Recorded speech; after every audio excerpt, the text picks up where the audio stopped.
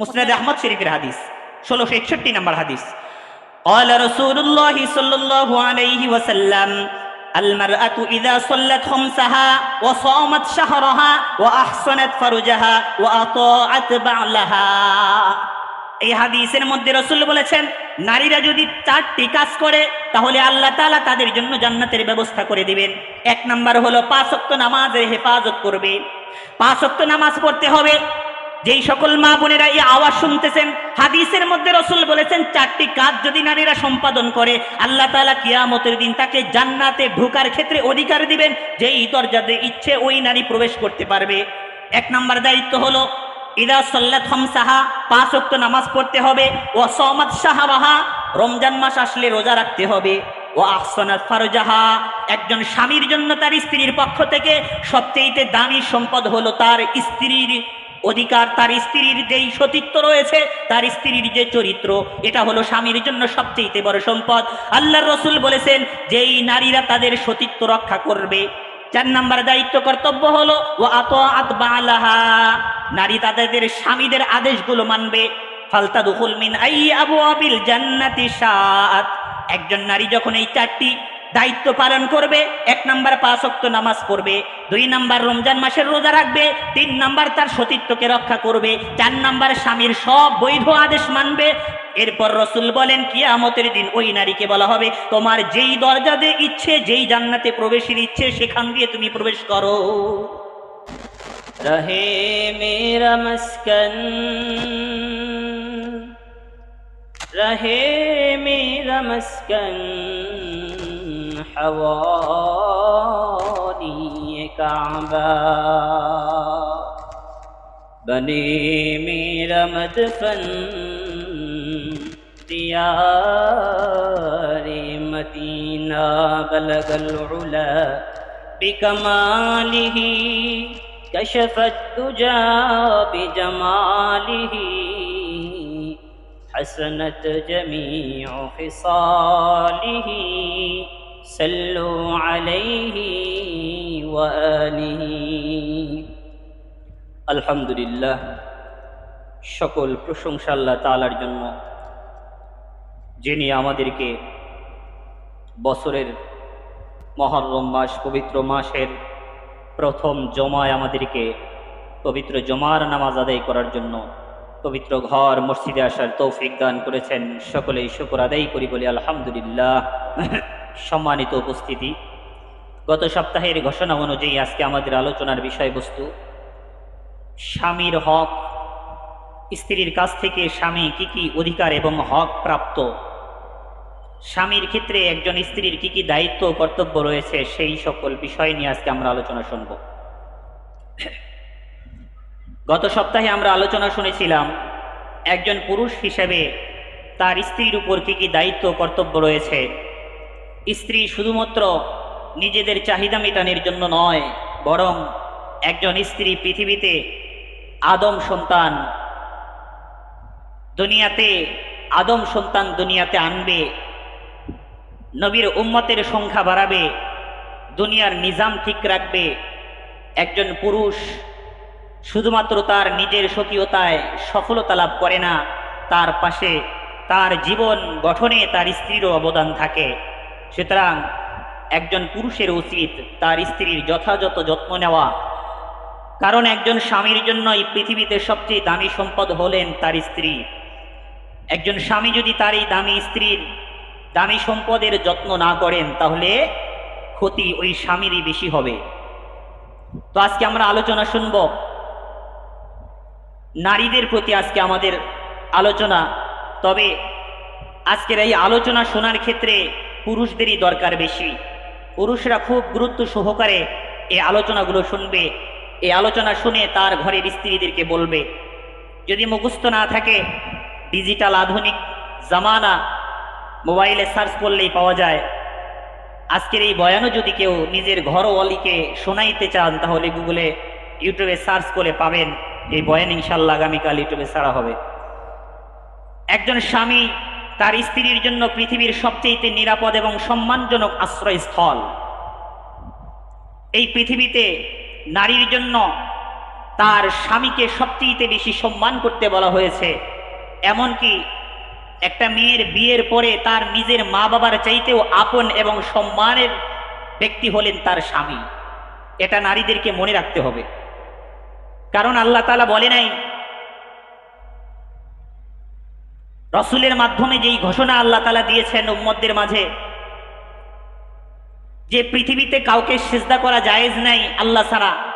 যদি সিজদা করা জায়েজ হতো, রসুলের মুখ থেকে আল্লাহ তাআলা হিকমতের মাধ্যমে উম্মতদেরকে জানিয়ে দিয়েছেন রসুলের উম্মতদেরকে, তাহলে নারীদেরকে আদেশ দেওয়া হতো তারা যেন তাদের স্বামীদেরকে সিজদা করে। বলে নাই যে তাদের মা বাবাকে সিজদা করে। সুতরাং কোরআন এবং হাদিসের ভিত্তিতে স্ত্রীর জন্য সবচেয়ে সম্মানিত ব্যক্তি হলেন তার স্বামী। এমনকি বিয়ের পরে কিতাবের মধ্যে লেখা হয়েছে, স্বামীর আদেশকে উপেক্ষা করে নিজের মা বাবার আদেশ মানা যাবে না। একজন স্ত্রীর জন্য স্বামীর আদেশ উপেক্ষা করে তার মা বাবার আদেশ মানা যাবে না। তার মা বাবার চাইতেও স্বামী সম্মানের বেশি যোগ্য। কারণ স্বামীর সন্তুষ্টির মধ্যেই একজন নারীর জন্য কল্যাণ রয়েছে, পরকালে জান্নাতের ব্যবস্থা রয়েছে। এই কারণে মাইকের আওয়াজ যে সকল মা বোনদের কানে যাচ্ছে, ভালো করে শুনে রাখবেন, আপনার নেকামল ইবাদত বন্দিগি স্বামীর অসন্তুষ্টিতে করলে আল্লাহ কবুল করবেন না। হাদিসের মধ্যে আসছে, কোন নারীর উপরে যদি নৈতিকভাবে আদর্শিকভাবে তার স্বামী যদি অসন্তুষ্ট থাকে, তাহলে তার ইবাদত বন্দিগি আল্লাহ কবুল করবেন না। নৈতিকভাবে কি? এখন স্বামী মনে করেন 2 নাম্বার লোক, অসৎ লোক, সে যদি স্ত্রীকে অন্যায় কাজের প্রতি আহ্বান করে, সেটা যদি স্ত্রী না শোনে, সেই আদেশ যদি স্ত্রী না শোনে, তখন তো ওই স্ত্রীর কাছে স্বামী এমনিই খারাপ হয়ে যাবে যে আমার চাহিদাগুলো সে মিটায় না। এভাবে নয়, স্ত্রীর বৈধ চাহিদাগুলো যদি স্ত্রী স্বামী মিটায়, আর স্বামী যদি বৈধ আদেশ স্ত্রীকে করে, সেই আদেশগুলো যদি না মানে, তখন ওই নারীদের ইবাদত বন্দিকে আল্লাহ কবুল করবেন না। নারী পুরুষের খারাপ আদেশ না মানলে কিছুই হবে না, আদবের সাথে প্রত্যাখ্যান করতে হবে, যেটা আমরা শুনেছি। তো আজকে আমরা আলোচনা শুনব, স্বামীর ক্ষেত্রে একজন নারীর প্রায় 16টি দায়িত্ব কর্তব্য রয়েছে। স্বামী তার স্ত্রী থেকে প্রায় 16টি হক এবং অধিকার সে পায়। এগুলো যদি একজন নারী তার স্বামীকে না দেয়, তাহলে কিয়ামতের দিন স্বামীর অসন্তুষ্টির কারণে এই নারীর জাহান্নাম হতে পারে। 1 নাম্বার, নারীর জন্য 1 নাম্বার দায়িত্ব হলো সদা সর্বদা তার স্বামীকে সন্তুষ্ট রাখার চেষ্টা করতে হবে। স্বামী যদি কোনো কারণে অসন্তুষ্ট হয়, এটা ওই নারীর জন্য অকল্যাণ, মঙ্গলজনক নয়। কারণ তার উপর আল্লাহ, রসুল এবং ফেরেশতাদের লানত বর্ষণ হয়, নাউজুবিল্লাহি মিন যালিক। একজন স্বামীকে যদি তার স্ত্রী অসন্তুষ্ট করে রাখে, খুশি না করে, ব্যথা দেয় অথবা তাকে রাগিয়ে তোলে, তাহলে ওই নারীর উপর আল্লাহ তাআলার পক্ষ থেকে অভিশাপ বর্ষণ হয়। তো 1 নাম্বার নারীর জন্য দায়িত্ব কর্তব্য হলো তার স্বামীকে সদা সর্বদা খুশি রাখার চেষ্টা করা। কারণ হাদিসের মধ্যে রসুল বলেছেন, সহিহ আত-তারগীব 1211 নম্বর হাদিস, قال رسول الله صلى الله عليه وسلم أيما امرأة ماتت وزوجها عنها راض دخلت الجنة। প্রিয় নবী সাল্লাল্লাহু আলাইহি ওয়াসাল্লাম নারীদেরকে জানিয়ে দিয়েছেন, যেই নারীরা মৃত্যুবরণ করেছে অথচ তার স্বামীরা সন্তুষ্ট ছিল তাদের উপর, যেই নারী তার স্বামীর সন্তুষ্টি নিয়ে দুনিয়া থেকে বিদায় নিতে পারবে, রসুল বলেছেন কিয়ামতের দিন আল্লাহ তাআলা তাকে ইখতিয়ার দিবেন, অধিকার দিবেন, জান্নাতের 8টি দরজার যেই দরজা দিয়ে ইচ্ছা ওই নারী প্রবেশ করতে পারবে। স্বামীর সন্তুষ্টি নিয়ে যদি কোনো নারী দুনিয়া থেকে বিদায় নিতে পারে, কিয়ামতের দিন আল্লাহ তাআলা বলবেন, তুমি তো তোমার আসল দায়িত্ব তোমার স্বামীকে সন্তুষ্ট করেছো, যাও তোমার জন্য জান্নাতের 8টি দরজা খোলা, যেই দরজা দিয়ে ইচ্ছে তুমি জান্নাতের মধ্যে প্রবেশ করো। শর্ত কি? স্বামীর সন্তুষ্টি নিয়ে মরতে হবে, তবে সেই স্বামী আদর্শবান স্বামী হতে হবে। লম্পট চরিত্রহীন স্বামী তার স্ত্রীকে সর্বদা খারাপ কাজের প্রতি আহ্বান করে, আদেশ দেয়, সেগুলো মানে না বিধায় তার স্ত্রী তার কাছে খারাপ, সেগুলো মানে না বিধায় তার স্বামী তার উপর সন্তুষ্ট নয়, বিষয়টা এরকম নয়। বুঝতে পারছেন? যে কোনো স্বামী প্রত্যেক স্বামীকে যে সন্তুষ্ট করতে হবে, স্বামীকে আবার সাইজ মতো হতে হবে। তাইলে ওই স্বামীকে যদি অসন্তুষ্ট করে, সেই ক্ষেত্রে নারীর জন্য কল্যাণ হবে। তাহলে কিয়ামতের দিন নারীকে জান্নাত পেতে হলে স্বামীর সন্তুষ্টি নিয়ে দুনিয়া থেকে বিদায় নিতে হবে। আর একটি হাদিস আমরা শুনি, তিরমিজি শরীফের হাদিস, 358 নম্বর হাদিস। قال رسول الله صلى الله عليه وسلم ثلاثة لا تقبل لهم صلاة ولا تسعد لهم حسنة। আল্লাহ নবী সাল্লাল্লাহু আলাইহি ওয়াসাল্লাম বলেন, তিন শ্রেণী ব্যক্তিদের নামাজ এবং কোনো ইবাদত বন্দেগী আল্লাহর দরবারে কবুল হয় না। নামাজ আল্লাহর দরবারে কবুল হয় না, তার কোনো নেকামলও আল্লাহর দরবারে পৌঁছে না। এই তিন শ্রেণীর মধ্যে প্রথম শ্রেণী হলেন ইমামু কওমিন ওয়া হুম লাহু কারিহুন।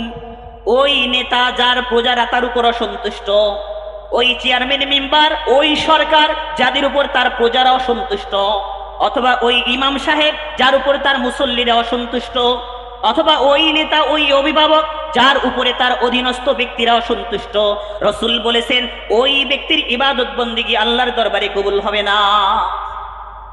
ইমাম কওমিন, কোন সম্প্রদায়ের ইমাম, শুধু মসজিদের ইমাম ভাইবেন না, কারণ মসজিদের ইমামের জন্য প্রতিটি মুসল্লিদের মন রক্ষা করা খুবই কঠিন। রাষ্ট্র পরিচালনা যেমন কঠিন, এর চেয়ে বেশি কঠিন, কারণ এখানে ব্যক্তি স্বাধীনতা আছে, যে কেউ যার যার মতো কিছু বলে দিতে পারে। হ্যাঁ, একজন বলতেছে হুজুর এটা বলেন, আরেকজন বলতেছে হুজুর না এটা বলেন।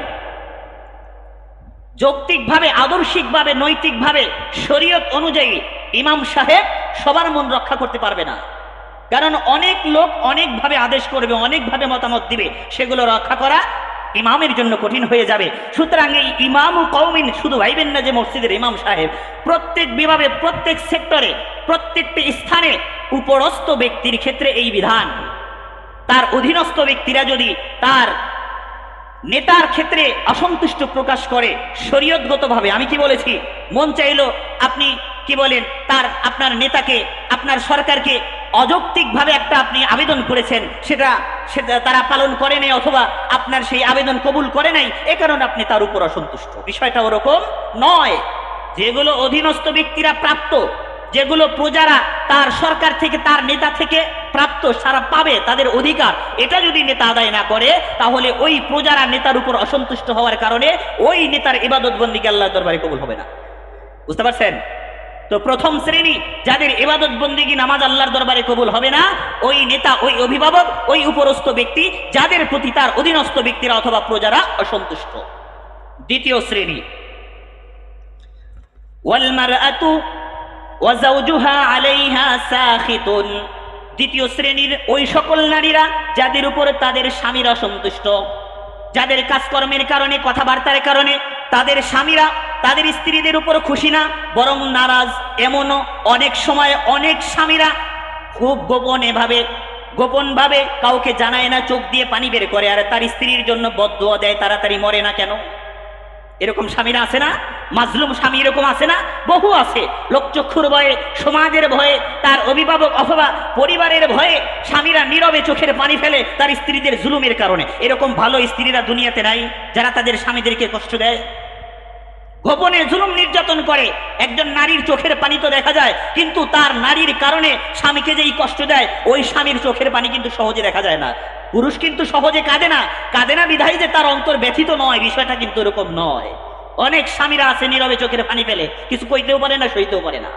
সাবধান, যে সকল মা বোনেরা এই আওয়াজ শুনতেছেন, আপনার স্বামীর অসন্তুষ্টি নিয়ে কবরে গেলে আপনার ইবাদত বন্দেগী আল্লাহর দরবারে কবুল হবে না, এই হাদিসের মধ্যে রাসূল বলে দিয়েছেন। তৃতীয় শ্রেণীর ব্যক্তি হলেন আখাওয়ানে মুতাসারিমান।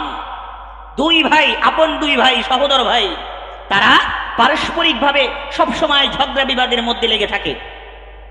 এক ভাই আরেক ভাইয়ের উপর জুলুম করে, মাজলুম ভাই তার জালেম ভাইকে বোঝানোর চেষ্টা করে, জালেম ভাইয়ের সাথে সম্পর্ক রাখার চেষ্টা করে, কিন্তু যেই জালেম ভাই আরেক ভাইকে কষ্ট দেয়, অথবা ভাই তার বোনকে ঠগায়, এই আপন ভাই বোনের মধ্যে যদি ঝগড়া লেগে থাকে, যেই ব্যক্তি অপরাধী, ওই ব্যক্তির ইবাদত বন্দেগী আল্লাহ কবুল করবেন না। তাহলে তিন শ্রেণীর ব্যক্তি যাদের ইবাদত বন্দেগী আল্লাহ কবুল করেন না। এর মধ্যে এক নম্বর ওই ব্যক্তি, প্রত্যেক ক্ষেত্রে, প্রত্যেক সেক্টরে ওই নেতা বা উপরস্থ ব্যক্তি যার প্রতি তার উপর অধীনস্থ ব্যক্তিরা অথবা প্রজারা, তার কর্মচারীরা অসন্তুষ্ট। দ্বিতীয় শ্রেণী ওই নারী যার উপর তার স্বামীরা অসন্তুষ্ট। তৃতীয় শ্রেণী আপন দুই ভাইয়ের মধ্যে যারা ঝগড়া বিবাদী লিপ্ত, যারা ঝগড়া লাগাইতে চায়, ওই ব্যক্তির ইবাদত বন্দিকে আল্লাহ কি করবেন না?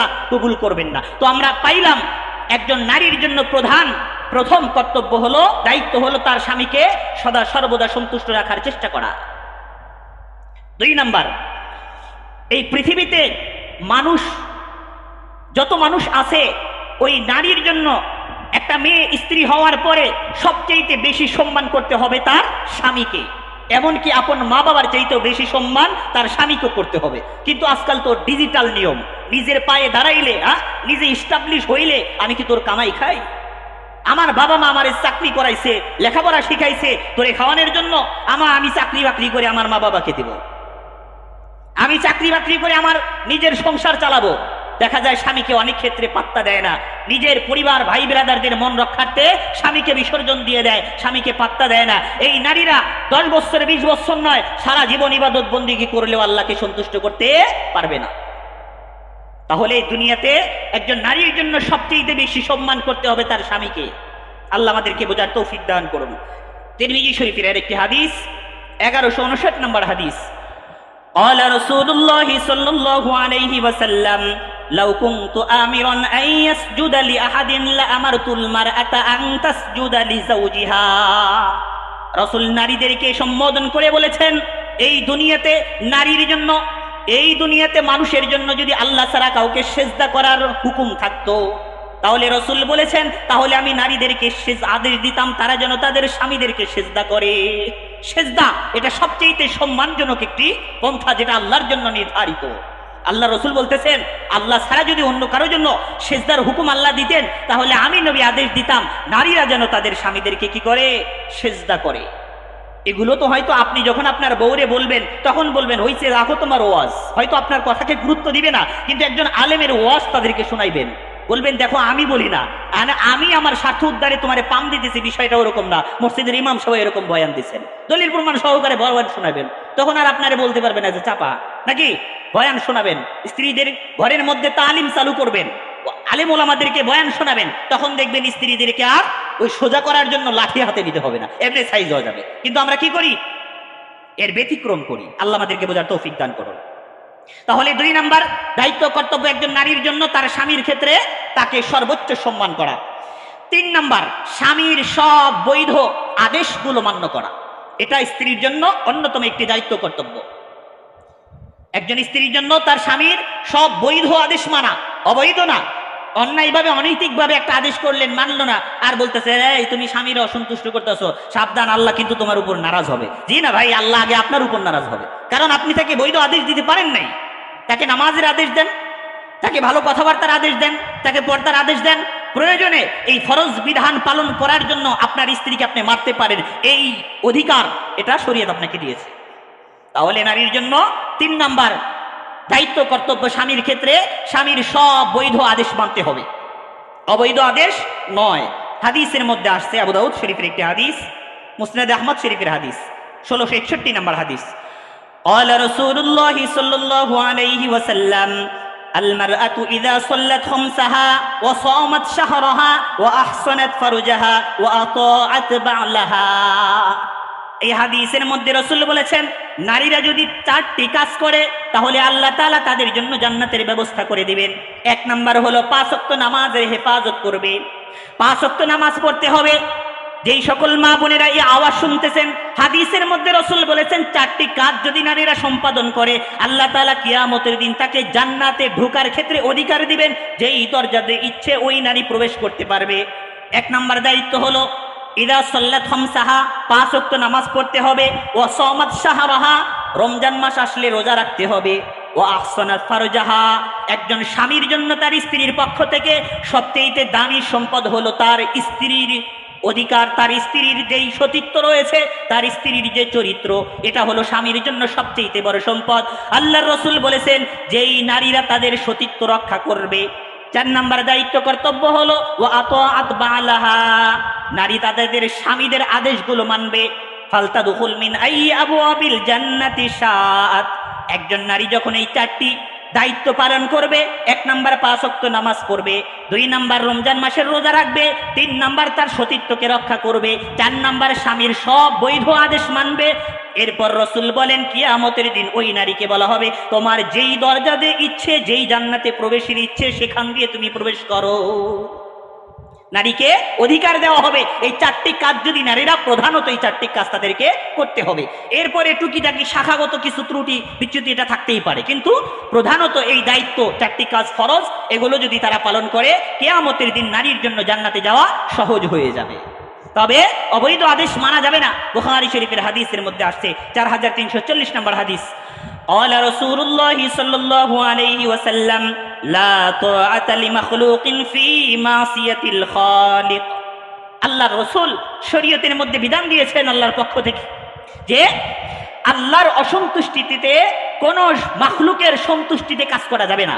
যেই কাজের মধ্যে আল্লাহর অসন্তুষ্টি হয়, আল্লাহ রাগান্বিত হয়, সেই ক্ষেত্রে মাখলুককে সন্তুষ্ট করা যাবে না।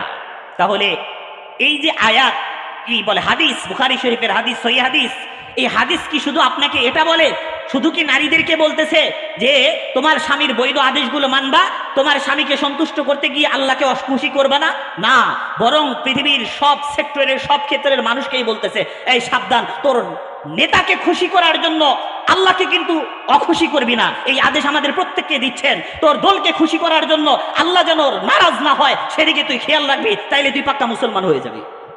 এটা বুঝেন না যে খালি নারীদেরকে আল্লাহ আদেশ করতেছেন, বরং পৃথিবীর প্রত্যেকটি মানুষকে আদেশ করতেছেন। যেখানে আল্লাহর অসন্তুষ্টি হয় সেই ক্ষেত্রে পৃথিবীর কোনো নেতা, পৃথিবীর কোনো মানুষ, পৃথিবীর কোনো মুরব্বীকে সন্তুষ্ট করা যাবে না। বুঝতে পারছেন? যেই ক্ষেত্রে আল্লাহর অসন্তুষ্টি নাই, যেই কাজের ক্ষেত্রে আল্লাহর কি বলে অখুশি নাই, সেই কাজের ক্ষেত্রে আপনার মা বাবা, আপনার স্ত্রী, আপনার নেতাকে আপনি খুশি করতে পারেন, কোনো সমস্যা নাই। কিন্তু আল্লাহকে অখুশি করতে, আপনার নেতাকে খুশি করার জন্য কাজ করলেন, অথবা আপনার নেতাকে খুশি করতে গিয়ে আল্লাহর কি বলে অখুশি চলে আসে, অসন্তুষ্ট চলে আসে, সেই কাজ করা মানুষের জন্য কি নয়, বৈধ নয়। আল্লাহ আমাদেরকে বোঝার তৌফিক দান করুন। 4 নাম্বার, স্ত্রীদের দায়িত্ব কর্তব্য স্বামীর কাছে প্রয়োজনের অতিরিক্ত চাহিদা পেশ না করা। বর্তমান সমাজে এই সময়ে নারীদের এই সকল কাজকর্মের কারণে তাদের সংসারে ভাটা পড়ে। নারীরা চায় তাদের চাহিদা, স্বামী কি বলে চাকরি করে 15-16 হাজার টাকা বেতন পায়, এখন তার স্ত্রীকে প্রতি মাসে একটা করে কাপড় দিতে হবে, অমুক দিতে হবে, তমুক দিতে হবে, যেটা ওই স্বামীর সাধ্যের বাইরে। তখন তাদের মধ্যে গরমিল শুরু হয়ে যায়। এই দোষ কার? এই দোষ তো ওই নারী। আল্লাহ বলে দিয়েছেন সাবধান, তোমার স্বামীর কি বলে সক্ষমতার বাহিরে, তার সামর্থ্যের বাহিরে তুমি চাহিদা পেশ করো না। তোমার স্বামীর ইনকামের দিকে লক্ষ্য করো, তাহলে তোমাদের সংসার সুন্দর চলবে। সূরা তালাক 7 নম্বর আয়াতে আল্লাহ এই আদেশ দিয়েছেন, একজন পুরুষ তার সাধ্য অনুযায়ী তার নারীর ক্ষেত্রে সম্পদ ব্যয় করবে, তবে কিপটামি করবে না, স্ত্রীকে কষ্ট দিবে না। লাগবে 2টা, কি বলে মাস শেষে বছর শেষে দেয় 1টা। এরকম স্বামী আছে না? এরকম স্বামী অনেক আছে। আর স্ত্রীদের ক্ষেত্রেও লক্ষ্য রাখতে হবে স্বামীর ইনকাম কেমন, তার সামর্থ্য কেমন, সেই অনুযায়ী আপনাকে তার কাছে চাহিদা পেশ করতে হবে। আল্লাহ বলছেন লিয়ুনফিক যু সাআতিম মিন সাআতিহি, একজন পুরুষ তার সামর্থ্য অনুযায়ী, তার ইনকাম অনুযায়ী তার স্ত্রীকে ভরণ পোষণ দিবে। চাহিদার অতিরিক্ত অথবা তার স্বামীর সামর্থ্যের বাইরে স্ত্রীরা চাহিদা পেশ করলে এটা স্ত্রীর জন্য গুনাহ হবে, এটা ঠিক নয়। 5 নাম্বার দায়িত্ব কর্তব্য, নারীরা কখনোই পরকীয়ায় লিপ্ত হবে না। বিয়ের পরে তো আরো কঠোরভাবে এই পরকীয়াজনক, এই জঘন্যতম কাজ থেকে সম্পূর্ণরূপে বিরত থাকতে হবে। পরকীয়া বোঝেন তো, স্বামী ঘরে রেখে বাইরে ডেটিং মারতিস, স্বামী ঘরে রয়েছে এক জায়গায় চাকরি করে, স্ত্রী সেখানে গিয়ে বসের লগে খুব তালমিল পাকায় ফেলে। ঘরে স্বামী রয়েছে, ভালো লাগে না, বাইরে আরেকটা ছেলের সাথে ডেটিং মেরে বেড়ায়। এরকম ভালো স্ত্রী আছে না? বহু আছে। এই যে আজকাল যে আমরা বিবাহ বিচ্ছেদ, তালাকের যে সংখ্যাটা বাড়ছে, এটার কারণ কি জানেন? এটার অন্যতম কারণ হলে যে পরকীয়া। এটার অন্যতম কারণ কি? পরকীয়া। স্বামীর সাথে ঘর ভালো লাগে না, কারণ বিয়ের আগে মনে করেন 10টার লগে ঘরছে, কি বলে নড়াচড়া করছে, 10টার লগে ঘুরে বেড়াইছে, এখন বিয়ের পরে একটা নিয়ে কি মজা লাগে? এরকম দুশ্চরিত্রহীন নারীরা আছে না? এদের কারণেই বিবাহ বিচ্ছেদ হয়। বর্তমানে বাংলাদেশের একটা জরিপে দেখবেন, প্রায় 100%-এর মধ্যে 87% এই বিবাহ বিচ্ছেদ হয়, তালাক হয়। এটা মেইন কারণ হলো নারীদের কারণে। নারীদের কারণে 87% বিবাহ বিচ্ছেদ হয় নারীদের কারণে, আর 17% বিবাহ বিচ্ছেদ হয় পুরুষদের কারণে। একটা রিপোর্টে আসছে। এর মধ্যে প্রায় বাংলাদেশের মধ্যে 53% বিবাহ বিচ্ছেদ আমাদের ঢাকা শহরে। ডিজিটাল তো বাংলাদেশের হেডকোয়ার্টার, এখানে আধুনিকতার ভরা, এ কারণে আরো বিবাহ বিচ্ছেদ বেশি হয়। সুতরাং আধুনিকতা, এই স্মার্ট অবস্থা, এটা মনে হয় আমাদের জন্য আর আশীর্বাদ থাকলো না, অভিশপ্ত হয়ে গেছে, ঠিক না? আল্লাহ আমাদেরকে বোঝার তৌফিক দান করুন। তো বললাম, বিয়ের পরে সাবধান নারীরা, কোনো ক্ষেত্রেই পুরুষের সাথে কোনো ধরনের সম্পর্ক রাখা যাবে না। এটার কারণ একদিক দিয়ে পরিবার এবং স্বামীও দায়ী। কারণ স্বামী তার বন্ধুকে নিয়ে যাচ্ছে ঘরে, স্বামী তার ছোট ভাইকে লেলাই দিছে, যা ভাবির কাছে গিয়ে গল্প কর। তার ছোট ভাইরে, তার বড় ভাইরে বলতেছে তোর ভাবিরে নিয়ে একটু মার্কেট করে আস। স্বামীর ক্ষেত্রে আপনি দরজা, স্ত্রীর ক্ষেত্রে আপনার দরজা খুলে দিয়েছেন। আপনার স্ত্রী যখন তখন কোনো উল্টাপাল্টা কাজ করে, তখন বলেন জম্মির খারাপের খারাপ, 14 গোষ্ঠী মিলে খারাপ। দোষ তো আপনারও আছে। আপনার স্ত্রীকে হেফাজতে রাখার দায়িত্ব আপনার। আপনার স্ত্রীকে যদি ঘরে রাখেন, হেফাজতের জন্য যদি তার মা বাবার আদেশ উপেক্ষা করেন যে না আমার স্ত্রীকে আমি এখন তোমাদের বাড়িতে যাইতে দেব না, তার মা বাবাকে বলবেন স্বামী যখন যাইতে দিবে তখন স্ত্রীকে তার বাবার বাড়ি যাইতে হবে। হাদিসের মধ্যে আসছে, এক নারী দোতলায় থাকতো, কাঠের বাড়ি ছিল ওই সময়, ধরেন রসুলের জামানায় কাঠখড়ি, কি বলেন বাঁশখড়ি, এইগুলো দিয়ে ঘর বাড়ি ছিল, দোতলা ছিল। তো প্রথম তলায় স্বামী স্ত্রীরে থাকতো, আর নিচের তলায় ওই স্ত্রীর বাবা থাকতো। তো ওই বাবা অসুস্থ, স্বামীকে বলছে যে আমার বাবা তো অসুস্থ, আমি একটু দেখতে যাব। তখন স্বামী বলছে না, যাওয়া যাবে না। রসুলের কাছে অভিযোগ দিছে, ইয়া রাসূলুল্লাহ, আমার বাবা দোতলায় থাকে, আমরা তো উপরতলায় থাকি, আমার স্বামী আমাকে আমার বাবাকে দেখতে যাব, এটা ক্ষেত্রে সে নিষেধ করতেছে। রসুল বললেন তোমার স্বামীর আদেশ মানো। এরপরে আবার তার বাবা মারা যায়, তখন স্বামীর কাছে কি বলে অনুমতি নিচ্ছে যে আমার বাবা তো মারা গেছে, আমি আমার বাবাকে দেখতে যাব। তখন ওই স্বামী বলে না, তুমি যেতে পারবা না। রসুলের কাছে অভিযোগ দিছে, ইয়া রাসূলুল্লাহ, আমার স্বামী তো আমার বাবাকে দেখতে যেতে নিষেধ করতেছে, আমি কি করি? রসুল বললেন তোমার স্বামীর আদেশ মানো। মারা গেছে, চলে গেছে, রসুলকে বলতেছে ইয়া রাসূলুল্লাহ, এটা কিভাবে, এটা কেমন বিচার হলো? আমার বাবা মারা গেছে, আমার স্বামী যেতে দিচ্ছে না, এজন্য আমি যেতে পারবো না। তখন রসুল বললেন, ওই স্ত্রীকে বললেন, শোনো, তোমার স্বামীর আদেশ মানার কারণে তোমার বাবার যেই পাপ ছিল জীবনের, সব পাপগুলো আল্লাহ মাফ করে দিয়েছেন। স্বামীর আদেশ মানার কারণে ওই স্ত্রীর বাবার সব গুনাহগুলো আল্লাহ মাফ করে দিয়ে ওই স্ত্রীর বাবার জন্য জান্নাতের ব্যবস্থা করে দিয়েছেন। তাহলে স্বামীর আদেশ মানার জন্য এর ভিতরে কল্যাণ আছে না নাই? অবশ্যই কল্যাণ রয়েছে। এ কারণে স্বামীর আদেশ ছাড়া একজন নারী তার মা বাবার বাড়িতে যাইতে পারবে না। তো আপনার স্ত্রীকে হেফাজত করার দায়িত্ব আপনার, আপনার সেই অধিকার, আপনাকে সেই ক্ষমতা আল্লাহ তাআলা দিয়েছেন। সুতরাং কোন ক্ষেত্রে যদি আপনার স্ত্রী দরজা থেকে বের হয়ে অন্যদিকে যায়, দোষ কার? দোষ আপনার। আপনি তাকে মানাইতে পারেন নাই, এই কারণে সে পরকীয়ায় লিপ্ত, অথবা তার জৈবিক চাহিদা, অথবা তার মনে খুশি করতে পারেন নাই শরীয়তগতভাবে, এ কারণে সে আপনার উপর অসন্তুষ্ট, আপনাকে দিয়ে হয় না, এ কারণে বাহিরে বের হয়ে হাওয়া বাতাস খাইতে যায়। সুতরাং নারীদের জন্য পরকীয়ায় লিপ্ত হওয়া যাবে না। আপনার ইজ্জত, আপনার কি বলে চরিত্র, আপনার সবকিছুই আপনার স্বামীর জন্য আল্লাহ বরাদ্দ করে দিয়েছেন। একটু খিয়ানত হলেই কিয়ামতের দিন আল্লাহ তাআলা আপনার জন্য জাহান্নামের ব্যবস্থা করে দিবেন। এরপরে 6 নাম্বার দায়িত্ব কর্তব্য, 5 নাম্বার গেল, 6 নাম্বার, স্বামীর অনুমতি ছাড়া কোনো স্ত্রী তাদের ঘর থেকে বের হতে পারবে না। আজকাল তো মনে করেন উল্টা হয়ে গেছে, স্বামী বাইরে গেলে স্ত্রীর অনুমতি নিতে হয়। এরকম আছে না? কই যাও তুমি? বলতেছে একটু কাজে, তাড়াতাড়ি আসবা। আর যখন স্ত্রী যায় বলে কই যাও? কই যাই তোমার জিগাইতে হইব, আমার কাজকর্ম আছে না, আমার ব্যক্তিগত একটা স্বাধীনতা আছে না, শরীয়তের বাণী তাকে শোনাইবেন, তখন বলা হবে নারী নির্যাতন করে, নারীদেরকে বন্দি করতে চায়, এদের স্বাধীনতাই মোল্লারা দিতে চায় না। এরকম আছে না? এই স্লোগান দিয়ে রাস্তায় নেমে পড়ে। এটা কি ভালো না খারাপ? অবশ্যই খারাপ। শরীয়তের মধ্যে স্বামীর অনুমতি ছাড়া স্ত্রীরা ঘরের বাইরে যেতে পারবে না। কিতাবের মধ্যে আসছে কিয়ামতের দিনে এক শ্রেণীর নারীদেরকে পা বেঁধে উপরের দিকে পা, নিচের দিকে মাথা দিয়ে জাহান্নামের উপরে কি বলে ওই যে কি বলে গোশত অথবা অনেক কিছু গরম করে না, বার্গার না কি যেন বলে, চিকেন ফ্রাই বলে, যেমন আগুনের উপর এভাবে তাপ দেয় না, কিয়ামতের দিন এক শ্রেণীর নারীদের পায়ে রশি বেঁধে উপর করে ওই আগুনের উপর মনে করে ছেক দেওয়া হবে। এরা কারা? ফাইন্নাহা কানাত তাখরুজু মিন বাইতিহা বিগাইরি ইযনি যাওজিহা, যেই সকল নারীরা তাদের স্বামীদের অনুমতি ব্যতীত ঘরের বাহিরে ঘোরাফেরা করত, ঘর থেকে বের হয়ে যেত, ওই নারীদের এই শাস্তি রয়েছে। এ কারণে 6 নাম্বার দায়িত্ব কর্তব্য, নারীরা তাদের স্বামীদের অনুমতি ব্যতীত ঘর থেকে বের হতে পারবে না। 7 নাম্বার, স্বামীর অনুমতি ছাড়া ভিন্ন কোনো পুরুষকে স্বামীর ঘরে ঢুকতে দেওয়া যাবে না। এমনকি তার যদি ভাইও আসে, ভাই না, যাদের সাথে তার পর্দা ফরজ, যত ক্লোজ যত গুরুত্বপূর্ণ পার্সনই আসুক না কেন স্বামীর অনুমতি নিতে হবে।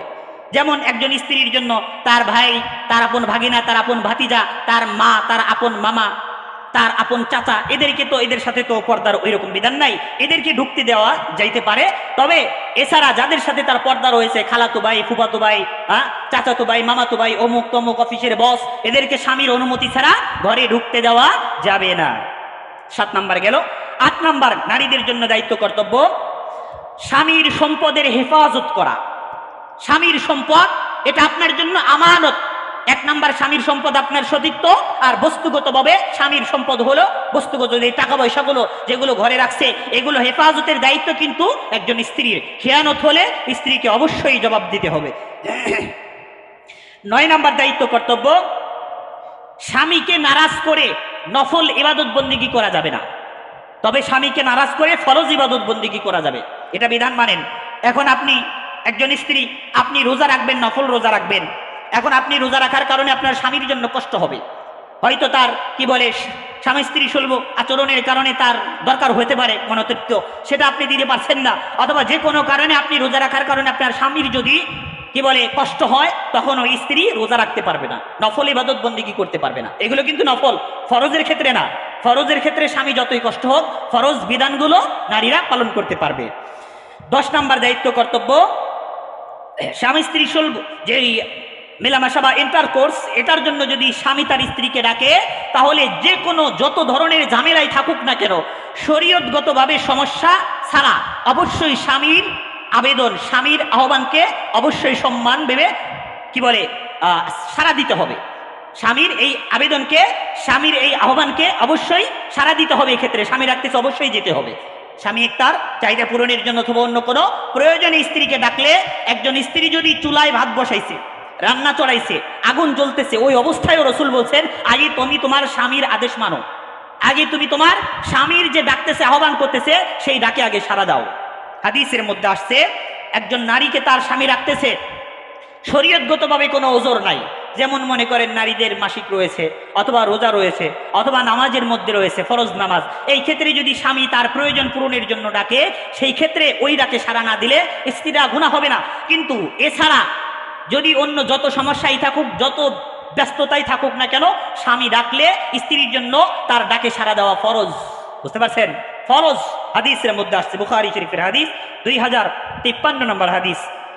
قال رسول الله صلى الله عليه وسلم اذا دعا الرجل امرأته لحاجته, একজন স্বামী যদি তার স্ত্রীকে তার প্রয়োজনে ডাকে, ফাআবাত, ওই স্ত্রী যদি ওই আবেদন, ওই আহ্বান যদি না শোনে, স্বামীর ডাকে যদি সাড়া না দেয়, রসুল বলেছেন ফাবাতা গদবান, ওই স্বামী যদি সারা রাত রাগান্বিত অবস্থায় কেটে দিল, সারা রাত ওই স্ত্রীর সাথে তার প্রতি আর খুশি নাই, রসুল বলেছেন লানাতাল মালাইকাতু হাত্তা তুসবিহা, সারা রাত ফেরেশতারা ওই নারীর উপর অভিশাপ দিতে থাকে। স্বামী যদি অসন্তুষ্ট হয়, এই অবস্থায় স্ত্রী শুয়ে আছে, স্বামী শুয়ে আছে, তাহলে সারা রাত ভরা ফেরেশতারা ওই নারীর উপর লানত দিতে থাকে, অভিশাপ দিতে থাকে। আল্লাহ ওই নারীর উপর অসন্তুষ্ট। ওই নারী যদি স্বামীর অসন্তুষ্টি নিয়ে মারা যায়, কিয়ামতের দিন ওই নারীকে জাহান্নামে যেতে হবে। আজকাল তো এটা দেখা যায়, সামান্য ছোটখাটো বিষয় নিয়ে দেখা যায় স্ত্রীরা রাগ করে বসে আছে। এখন তার রাগ থামাইতে হইলে মনে করেন বিশাল বড় একটা হাতি লাগবে, গোড়া লাগবে, এটা আপনি এখন কই পাবেন? এটা দিতে পারছেন না, অথবা তার সামান্য চাহিদা পূরণে হেরফের হয়ে গেছে, আপনার সারা জীবনের অবদান সবকিছুই ভুলে যায়। হাদিসের মধ্যে আসছে, বুখারী শরীফের একটি হাদিস, যে নারীদেরকে তো আল্লাহ বৈশিষ্ট্যগতভাবেই, অভ্যাসগতভাবেই একটু ধৈর্য কম দিয়েছেন, একটু তেরামি অথবা ঝগড়ার বৈশিষ্ট্য একটু বেশি দিয়েছেন, সেগুলো সহ্য করবেন। পুরুষদের জন্য পরীক্ষার ব্যবস্থা কিন্তু, তবে নারীরা সুযোগ পেয়েই যে আপনার পুরুষকে আপনি পরীক্ষা করতে যাবেন, বিষয়টা ওরকম না। রাসূল হাদিসের মধ্যে বলছেন, সুম্মা রাআত মিনকা শাইআ, তোমার স্ত্রীর সাথে তুমি 70 বছর 90 বছর জীবন যাপন করলা, এরপরে জীবনের কোনো এক ক্ষেত্রে তোমাকে এসে আনতে বলেছে লাল শাড়ি, তুমি এনেছো হলুদ শাড়ি, রঙের ক্ষেত্রে কম বেশি হয়েছে, তখন স্ত্রী কি বলবে? মা রাআইতু মিনকা শাইআ, তোমার সংসারে এসে আমি ভালো কিছু পাইলাম না। এরকম নারীরা আছে না? বহু নারীদের বলি এরকম, কিন্তু একটু ত্রুটি হবে, বলবে জীবনে কি দিছো, জীবনে ভালো কিছু দেওয়া নাই তো, সারা জীবন সংসার করলাম, আমার চাহিদা কবে পূরণ করছো? আমার চাহিদা কবে পূরণ করছো? ওই ভাই বোন সে তাদের তো ঠিকই দিতে পারো, এরকম বলে না অনেক নারীরা? সাবধান, এগুলো বলা ঠিক নয়। এক সেকেন্ডের ওই যে কেজন আমাদের এক হুজুর গল্প শোনাইছে, স্বামীকে বাজারে পাঠাইছে, এটা আনবা ওটা আনবা, মনে করেন 30-40টা লিস্ট দিয়েছে, ওই লিস্টের সবগুলোই এনেছে, একটা ম্যাচ আনতে পারে নাই। তখন ওই স্ত্রী বলতেছে, 12 বছর তোমার ঘরে সংসার করলাম, কি পাইলাম তোমার কাছ থেকে? ভালো করে একটা বাজার সদাইও করতে পারো না, একটা ম্যাচ এনে নাই, 12 বছর শেষ। সুতরাং তাদের এই কথার উপর রাগান্বিত হয়ে আপনাকে কিন্তু পদক্ষেপ নেওয়া যাবে না। আর নারীদেরকেও বলি, আপনার স্বামীকে ভাবতেছেন এটা আমার স্বামীর জন্য পরীক্ষা, আমি যদি তেরিং বিরিং করি আমার স্বামী ধৈর্য ধরবে, তার তো সোয়াব হবে, এরকম করতে যাবেন না, নইলে কিন্তু ভেঙে যাবেন। নারীকেও সোজা থাকতে হবে, পুরুষকেও সংযমী হতে হবে, তাহলে সংসার সুন্দর হবে। তাহলে কি বললাম, নারীকে যদি তার স্বামী কোনো কারণে তার প্রয়োজনের জন্য ডাকে, অবশ্যই ওই নারীকে তার আহ্বানে সাড়া দিতে হবে, এটা নারীদের জন্য ফরজ। 11 নম্বর দায়িত্ব কর্তব্য নারীর জন্য, কোনো কারণে স্বামীকে তুচ্ছ করা যাবে না, তাকে ঠাট্টা বিদ্রুপ বা তাকে উপহাস করা যাবে না। স্বামীর চেহারা একটু কালো, অথবা স্বামীর কোনো দিক থেকে একটু ত্রুটি আছে, অথবা সে সরকারি চাকরি পাইছিল, হয়তো চাকরি চলে গেছে, তার সার্টিফিকেট আছে, লেখাপড়া আছে, কোনো কারণে সে চাকরি পাচ্ছে না, আপনি তার 14 গোষ্ঠী উদ্ধার দিলেন, মূর্খের ঘরের মূর্খ, কামলার ঘরের কামলা, টাকা পয়সা নাই, ফকি, ভিক্ষা কর, অমুক কর, তমুক কর, এরকম ভালো নারীরা আছে না, এরকমভাবে জিকির করে? আছে তো নাকি? আছে। স্বামীর সামান্যতম ত্রুটির কারণে, বিশেষ করে অর্থনৈতিকভাবে স্বামীদের যদি ত্রুটি থাকে, ওর ঘরে যে কি আগুনটা লাগে যদি স্ত্রী যদি আদর্শবান না হয়, সাংঘাতিক অবস্থা। সাবধান, স্বামীর কোনো ত্রুটির কারণে স্বামীকে তুচ্ছ করা যাবে না, তাকে অপমান করা যাবে না। আপনার জন্য জান্নাত আপনার স্বামীর সন্তুষ্টির মধ্যে রয়েছে, এই কথা সবসময় বিবেচনায় রাখতে হবে। তাহলে কোনো কারণে স্বামীকে তুচ্ছ করা যাবে না। তার চেহারা খারাপ, তাকে দেখতে একটু কালো, আপনি মনে করেন তার 14 গোষ্ঠীর ভাষায় দিলেন না। আল্লাহ আপনার জন্য যেটা নির্ধারণ করেছেন এটাই আপনার জন্য জান্নাত, আপনি যদি যথাযথভাবে যত্ন নিতে পারে। আল্লাহ আমাদেরকে বোঝার তৌফিক দান করুন। কিতাবের মধ্যে আসছে হাদিস, সিলসিলাতুল হাদিস সহিহা, শাইখ আলবানী লিখিত কিতাব, তাই এই কিতাবের মধ্যে একটা হাদিস রাসূল থেকে বর্ণিত, যখন কোন নারী তার স্বামীকে কষ্ট দেয়, কথার মাধ্যমে হোক, আচরণের মাধ্যমে হোক, যে কোনো ভাবেই হোক, তার স্বামীকে যদি স্ত্রী কষ্ট দেয়, তখন ওই যে জান্নাতের যে হুর আছে এবং ফেরেশতারা আছে, তারা ওই নারীকে অভিশাপ দিয়ে বলে, লা তুজি, এই তোমার স্বামীকে তুমি কষ্ট দিও না, অতালা কিল্লা, তোর স্বামীকে কেন তুই কষ্ট দিতাছস, তোর উপর আল্লাহর ধ্বংস নেমে আসুক, তোর উপর লানত আর অভিশাপ বর্ষণ হোক। জান্নাতের হুরেরা আর দুনিয়ার ফেরেশতারা ওই নারীর উপর অভিশাপ দিতে থাকে, কারণ ফাইন্নামা হুয়া ইনদাকি দাখিলুন, এই যে তোর স্বামী কিছুদিন তোর কাছে আছে, ইউশিকু আন ইউফারিকাকি ইলাইক, কিছুদিন পরেই তোর স্বামী কিন্তু আমাদের কাছে আসবে। যেই সকল নারীরা তাদের স্বামীদেরকে অসন্তুষ্ট করে, কিয়ামতের দিন জান্নাতে তাদের মধ্যে মিলন হবে না। আপনি ভাবতেছেন দুনিয়াতে স্বামী স্ত্রী, পরকালে স্বামী স্ত্রী, স্বামী তার ধৈর্যের কারণে, তার ভালো আচরণের কারণে ধৈর্য ধরে সে তো জান্নাতে যাবে, আর ওই নারী স্বামীর সাথে খারাপ আচরণের কারণে তো জাহান্নামে যাবে। হুর গিলমান যারা আছে তারা এই নারীর স্বামীকে দখল করে নেবে, ওই হুর গিলমান আর ওই ফেরেশতারা ওই নারীকে অভিশাপ দিতে থাকে, আর কিছুদিন তোর স্বামী তোর কাছে থাকবে দুনিয়ায় সামান্য দিন, এরপরে কিন্তু সে আমাদের কাছে চলে আসবে, সাবধান, তার সাথে খারাপ আচরণ করবে না। স্বামীকে কষ্ট দেওয়া ঠিক না, স্বামীকে কোনো কারণে তুচ্ছ করা ঠিক না, তাকে অসন্তুষ্ট করা ঠিক নয়, এগুলোর কারণে নারীদের ইবাদত বন্দেগী নষ্ট হয়ে যায়। 12 নম্বর দায়িত্ব কর্তব্য, স্বামীর কোনো অন্যায় কাজে আদবের সাথে বাধা দেওয়া। স্বামী একটা অন্যায় কাজ করতেছে, নামাজ পড়ে না, এখন আপনি তো পাইছেন দিনের ক্ষেত্রে আপনার স্বামীকে একটু শাসন করে দিলেন, এমন গালাগালিজ করতেছেন, তার সাথে খারাপ আচরণ করতেছেন, আল্লাহ এটা নিষেধ করেছেন। স্বামী যত খারাপই হোক আদবের সাথে তাকে বাধা দিতে হবে। স্বামী নামাজ পড়তেছে না, আপনি তাকে আদবের সাথে বলেন। স্বামী অন্যায় কাজ করতেছে, আপনি তাকে সম্মানের সাথে বলেন যেটা আপনি কেন করতেছেন না, এটার কারণে তো আপনার গুনাহ হবে। কিন্তু আপনি শরীয়তের দোহাই দিয়ে, হুজুর আমার স্বামীকে তো নামাজের কথা বলছি, নামাজ পড়ে না, এই জন্য লাঠি দিয়ে মারছি একটা বাড়ি, আমার স্বামী ভালো কথা শোনে না, এই কারণে তারে আমি একটু গালি দিছি, না, তাকে গালি দেওয়া যাবে না, সম্মানের সাথে তাকে বলতে হবে। এই যে বয়ানগুলো আপনারা যারা আছেন প্রায় লোকই কিন্তু মুসকি মুসকি হাসতেছেন, কাম হয়েছে, পাইছি তো আমগো, সত্যি, এরকম ভাইবেন না। আপনার খারাপ আচরণের কারণে আপনার স্ত্রীর কাছে যদি আপনি খারাপ হন, পুরো দুনিয়ার সবার কাছে আপনি ভালো, আপনার স্ত্রী আপনাকে ভালোর সাক্ষী দেয় না, গত সপ্তাহের হাদিস শুনেছেন না, তাহলে কিন্তু আপনি আল্লাহর কাছে ভালো হইতে পারবেন না। আপনার স্ত্রীর কাছে আপনার ভালোর সার্টিফিকেট রয়েছে, আর আপনার স্ত্রীর জন্য আপনার কাছে জান্নাত রয়েছে, আপনি ভাইবেন না পাইছি এখন এবার যাতাবন বাড়ি গিয়ে নাকি, না, আপনার স্ত্রীর সাথে খারাপ আচরণ করা যাবে না। আপনি বাইরে খুব হুজুর মারছেন, আপনি বাইরে মাতবার হইছেন, হাজি সাহেব হইছেন, কিন্তু ঘরে গিয়ে আগুন লাগাই দেন, স্ত্রীর সাথে ভালোভাবে আচরণ করেন না, হ্যাঁ, তাকে গালাগালি করেন, তাকে নির্যাতন করেন, তখন কিন্তু প্রকৃতপক্ষে আল্লাহর কাছে আপনি একজন ভালো পুরুষ হিসেবে বিবেচিত হবেন না। আল্লাহ আমাদেরকে বোঝার তৌফিক দান করুন। তো 12 নম্বর দায়িত্ব কর্তব্য, স্বামীর কোনো গুনাহের কারণে তার অন্যায় কাজের ক্ষেত্রে আদবের সাথে তাকে বাধা দেওয়া, বোঝানো। 13 নম্বর দায়িত্ব কর্তব্য, স্বামীর নাম ধরে না ডাকা। অনেক স্ত্রীরা আছে, নারীরা আছে, তাদের স্বামীদেরকে নাম ধরে ডাকে, এটা বেদবি, এটা গুনাহ হবে। তাদের স্বামীদেরকে আদবের সাথে রাখতে হবে। যেমন আমাদের সমাজে আছে, অমুকের আম্মা, কি বলে অমুকের বাবা, অমুকের বাবা, এরকম ডাকে না, কিংবা অমুকের ছেলে, এভাবে ডাকে তো নাকি, এভাবে রাখতে পারেন। অথবা আপনারা মহব্বতে ভালোবেসে একটা নাম নির্ধারণ করতে পারেন। যখন আপনার একান্ত থাকতেন তখন ওই নাম ধরে ডাকবেন। মানুষের সামনে আপনি আপনার মেয়ের নামে আপনার স্বামীকে ডাকতে পারেন, কিন্তু নাম ধরে এটা বেদবি, এটা ডাকা যাবে না। 14 নম্বর দায়িত্ব কর্তব্য, কারো কাছে স্বামীর দোষের কথা বলা যাবে না। সামান্য কিছু হইলেই, নারীদের এই বৈশিষ্ট্য খুব রয়েছে, খারাপ অভ্যাস। নারীরা কয়েকজন একত্রিত হইলেই, বিয়ের আগে যদি কয়েকজন নারী একত্রিত হয়, তখন তারা স্বাভাবিকভাবে আলোচনা করে কার কোনটা পছন্দ, মাইন্ডে নিয়েন না, বাস্তবিকভাবে বলতেছি। আর বিয়ের পরে যদি বিবাহিত নারীরা একত্রিত হয়, তখন তারা আলোচনা করে কার স্বামীর কি দোষ রয়েছে। স্বাভাবিকভাবে কিন্তু এই বিষয়গুলো আলোচনা করে। সাবধান, আপনার স্বামীর দোষ ত্রুটি এটা অন্য কারো কাছে বলা যাবে না। আবার কি পুরুষের জন্য এটা জায়েজ? আপনার স্বামীর মধ্যে কোনো দোষ ত্রুটি থাকতে পারে, আপনি সংশোধনের চেষ্টা করেন। কোরআনের বিধান অনুযায়ী 3টি ধাপ রয়েছে। আগে তাকে নসিহত করেন, নসিহত না শুনলে বিছানা আলাদা করে দেন, তারপরেও যদি জাত না হয় তখন হালকাভাবে তাকে প্রহার করেন, কিন্তু তার দোষ ত্রুটির কথা অন্য কারো কাছে বলা যাবে না। এরপরেও যদি মনে করেন না শোনে আপনার স্ত্রী, তখন সংশোধনের জন্য তার মা বাবার কাছে একটু বিচার দিতে পারেন, এটা জায়েজ। ওই আপনার নারী, আপনার স্ত্রী যার কথা শোনে তার কাছে আপনি বিচার দিতে পারেন যে আমি তো এটা মানাইতে পারতেছি না, আপনি একটু বুঝান, এরকম করতে পারেন। কিন্তু বাহিরের কোনো লোকের কাছে আপনি আপনার স্ত্রীর দোষ ত্রুটির কথা বলতে পারবেন না, আর নারী আপনারা আপনার স্বামীদের দোষ ত্রুটির কথা কারো কাছেই বলা যাবে না, এটা গুনাহ হবে। 15 নম্বর দায়িত্ব কর্তব্য, স্বামীর পরিবারের লোকদেরকে সম্মান করা।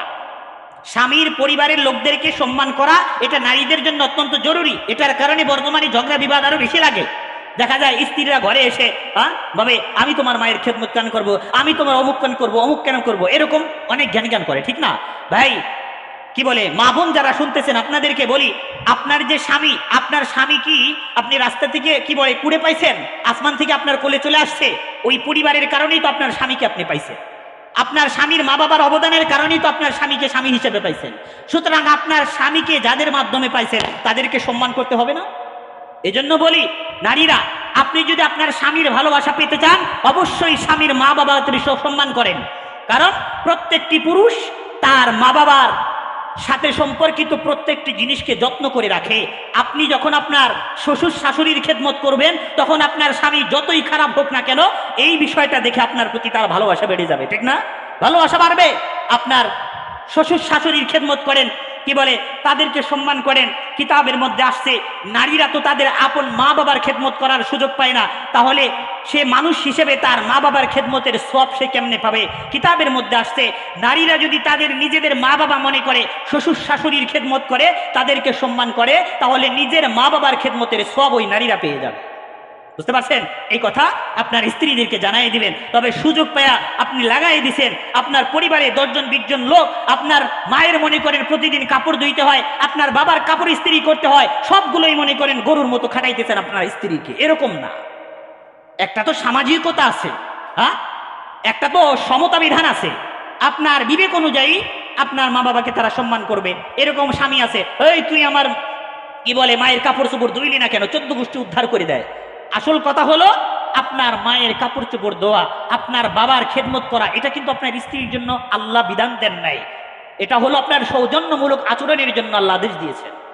আপনি ঘরে এনে তাকে আপনি কাজের বুয়া বানিয়ে দিলেন, আপনি তাকে দাসী বানিয়ে দিলেন, হ্যাঁ, 14 গোষ্ঠীর খাবার রান্না সে একা করে, এরকম না। আপনি সময়ে সময়ে তাকে হেল্প করেন। আপনার বোন যদি থাকে, আপনার অন্য ভাবিরা যদি থাকে, আপনার মা সুস্থ আছে, আপনার বাবা সুস্থ আছে, তাকে কাজে হেল্প করতে বলেন। সম্মান এক জিনিস, খেদমত আর এক জিনিস। আপনার মা বাবার খেদমত করলো গরুর মতো, এটা না। সম্মান হলো আপনার মা বাবার সাথে আদবের সাথে কথা বলবে। কোনো কারণে আপনার মা বাবা বৃদ্ধ হয়ে গেছে, তাদের একটু খেদমতের প্রয়োজন, এই খেদমতগুলো আপনার স্ত্রী করবে। সবার ক্ষেত্রেই যদি একটু স্যাক্রিফাইস করেন তাহলে সংসার সুন্দর হবে। একদিক দিয়ে চাপায়ে দিলেন তখন কিন্তু অশান্তি নেমে আসবে। এরপরে 16 নম্বর সর্বশেষ যেই দায়িত্ব কর্তব্য, সন্তানদের যত্ন নেওয়া। সন্তান মানুষ করার ক্ষেত্রে স্ত্রীদের অবদান সবচেয়ে বেশি। এ কারণে কিয়ামতের দিন সন্তান যদি উল্টাপাল্টা করে, সন্তান যদি বিপথে চলে যায়, এর জন্য 1 নম্বরে প্রশ্ন করা হবে ওই সন্তানের মাকে।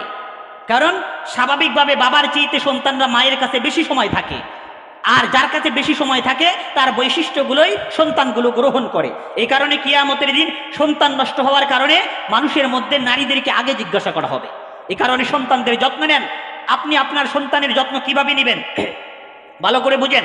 আপনার সন্তান দুনিয়াতে আসছে, তাকে নামাজের কথা বলতেছেন, তাকে কোরআন পড়াচ্ছেন, তাকে ছোটকাল থেকে কি বলে তাকবীর পড়াচ্ছেন, তাকে কোরআন শরীফ পড়াচ্ছেন, মস্ক করাচ্ছেন, কিন্তু সে শুনতেছে না।